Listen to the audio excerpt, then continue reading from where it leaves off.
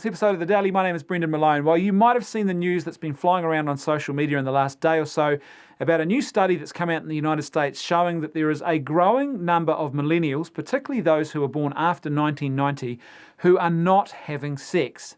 There's a couple of things that interest me about this. Number one, and I think this is really interesting, I have heard no commentary at all about this particular aspect of it. It's the fact that at a popular level, and even amongst experts, people are freaking out about the fact that millennials, or a group of millennials, a growing number of them, are choosing not to have sex or not to have promiscuous sex. To me, there's something a little bit problematic if our first reaction to finding out that millennials are not having promiscuous sex, or that they are perhaps even possibly saving themselves for more meaningful and committed relationships so they're not sleeping with lots of different people over their lifetime, our first reaction to that is to freak out. Now that's troubling. That's troubling because I would argue that what those millennials are doing is actually, or should actually be, the default position. And the fact that we no longer recognise it as the default position and we think that it's a deviant aberration for people not to be engaging in promiscuous sex is actually kind of a little bit troubling and very telling about our society. But then on another level, there is something interesting and I think worthy of study and further examination here about why this trend is starting to happen. I can't help but sense that pornography is a factor here, and I think this is something that definitely deserves more study, because we know that one of the things about pornography is that it makes the brain hyper-responsive to porn, and that a lot of young people, as a result, then struggle to find sexual arousal and genuine sexual connection with a person, a real flesh and blood sexual connection with a person, but they can still become aroused and engage in the act of masturbation using a computer and looking at visual images. And that is problematic. That's because the brain rewires itself towards that pattern of behaviour.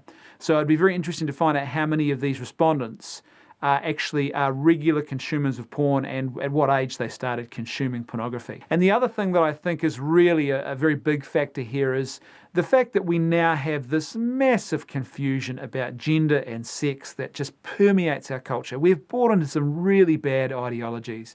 And it's just, there's no doubt that anthropological confusion, that sexual identity confusion is going to play out in the way that people do or do not connect with each other. And on top of that, we really have devalued marriage now, the concept of the importance of marriage and having a really authentic understanding of what marriage is. It is now in many ways been commodified. It's been turned into this sort of optional extra. We've lost sight of the fact that marriage actually should be, I believe, a fundamental part of the human experience, and that although some people won't marry and they're not called to marriage, the majority of us are actually called to marriage. If sex just becomes a contact sport, it loses its deeper meaning, and sex isn't given the context of marriage to make it great and important and really truly meaningful, something that you establish with one other person over a lifetime, and it becomes this profound point of connection, then it's easy to see why people can develop these kind of confusions.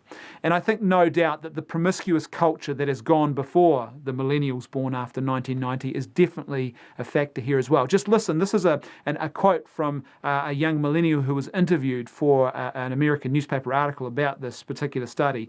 Claudia, who did not want her last name used because I don't want all my professors reading about how I'm a virgin, said her parents worry. They always ask me, "Are you against relationships? Why don't you have a boyfriend?" My mum, she hooked up all the time in college, and she's like, "I would still love you, but are you gay?" Now that is extremely interesting, and I would also argue extremely problematic as well. It's interesting because of the fact that the first reaction from her parents, that generation, because of their own personal promiscuity, was because she's not engaging in sex and she hasn't got lots of relationships on the go, their first thought is to ask whether there's something wrong or whether she's gay. There's no thought that maybe, in actual fact, this is not a bad thing at all. There's this sense that the default setting should be promiscuity or should be sex. It's very, very interesting that it's this hypersexualization of our culture and everything's sexualized. It's like, can't a person simply just have space to be single? So there's something wrong or deficient with being single? It's so bizarre. The fact that she didn't want to be known as a virgin scared her. That's just, to me, that's absolutely tragic. And the other interesting and very troubling thing about this is the fact that her parents are really suggesting or trying to treat promiscuity as something good, and they are trying to now instill that in another generation. It's one thing to have a generation, acting out and doing things that are problematic, but once that starts to become intergenerational, that's when you really start seeing some of the problematic fruits really start to show themselves. I remember a couple of years ago I was giving a presentation about sex to a group of Year 13 high school students. These are white, middle-class, intelligent students, like the senior class, the Year 13 students. And one of the girls came up to me afterwards and she said to me, "Thank you." And I said, "What for?" And she said, "Well, after hearing your presentation, I now understand that it is possible to have meaningful and intimate relationships." And she said, I'd lost sight of that. I didn't believe it was possible. And she said, "You've also restored my faith in the fact that men can be something other than pigs."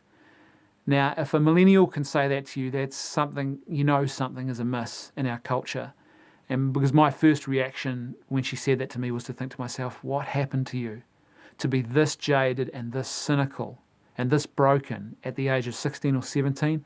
What have you seen? What have you experienced? Because this, to me, is a truly tragic response from a young person who should be enjoying the fullness of their youth.